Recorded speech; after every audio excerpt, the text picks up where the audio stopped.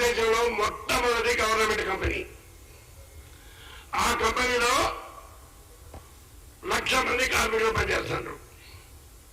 తెలంగాణ రాష్ట్ర సాధన కోసం సింగరేణి బొగ్గుగని కార్మికులు 35 రోజులు సకల జన సమ్మె చేసి తెలంగాణని సాధించుకుంటే 2014 జూన్ 2వ తారీఖు నాడు టీఆర్ఎస్ గవర్నమెంట్ కేసీఆర్ గారు అధికారంలోకి వచ్చిన తర్వాత సింగరేణి కార్మికుల మీద ప్రేమ చూపించకపోవడమే కాకుండా మోడీతో వెంటగాని 2015 సంవత్సరంలో ఈ బొగ్గు గనులను ప్రైవేట్ పరం చేసేటువంటి ఎంఎంటీఆర్ యాక్ట్ కి టీఆర్ఎస్ సంబంధించిన 13 ఎంపీలు ఆమోదం తెలిపి ఆ చట్టాన్ని పాస్ చేశారు.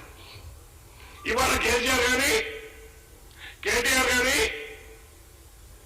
తెలంగాణలో ఉన్న బొగ్గులని ప్రైవేట్ పరం కానియకుండా మేము ఉద్యమం చేస్తాం అంటారు. నిజానికి చెప్పవను, ఆ 13 మంది టీఆర్ఎస్ ఎంపీలు మోడీకి సపోర్ట్ చేస్తూ ఎంఎంటీఆర్ యాక్ట్ ని పాస్ చేయడంలో వాళ్ళు కృతకృత్యులైనా లేదా? టీఆర్ఎస్ సంబంధించినటువంటి కార్మిక సంఘం టీడీసీ కేసుకి గౌరవ అధ్యక్షురాలుగా ఉన్న కవితమ్మ గారు ఇది బ్రహ్మాండమైన బిల్లు, ఇది ప్రోగ్రెసివ్ బిల్ అని పార్లమెంట్ లో మాట్లాడిందా లేదా? మీరక్కడ ప్రోగ్రెసివ్ బిల్ అని మోడీతో అంటగాగి ఇవాళ 10 ఏళ్ళు అయిపోయాక మీరు కార్మికుల ద్రోహం చేస్తాంటారా? మీరు మోడీతో అంటగాగలరా? తెలంగాణ మీరు ప్రభుత్వం ఉన్నప్పుడు మా కార్మికులు కష్టపడి పనిచేసి సంపాదించేటప్పుడు 29,000 కోట్ల రూపాయలు బాకీ పెట్టి పేమెంట్ చేయకుండా జెన్కోకి ట్రాన్స్కోకి మేము బొగ్గు విద్యుత్ అమ్మితే ఆ డబ్బులు పేమెంట్ చేయకపోవడం వల్ల కొత్త బొగ్గులు రాలే. ఇంకొక విషయం, కాంగ్రెస్ పార్టీ మీద మాట్లాడతాను. మీరు అధికారంలో ఉన్నారు, ప్రైవేట్ పరం చేయలేదా? కోయవరత్రి అరబిందో కంపెనీకి మీకు దగ్గర బంధువైన ప్రతిమా కంపెనీ శ్రీనివాసరావు గారికి ఆ బొగ్గు కేటాయించలేదా?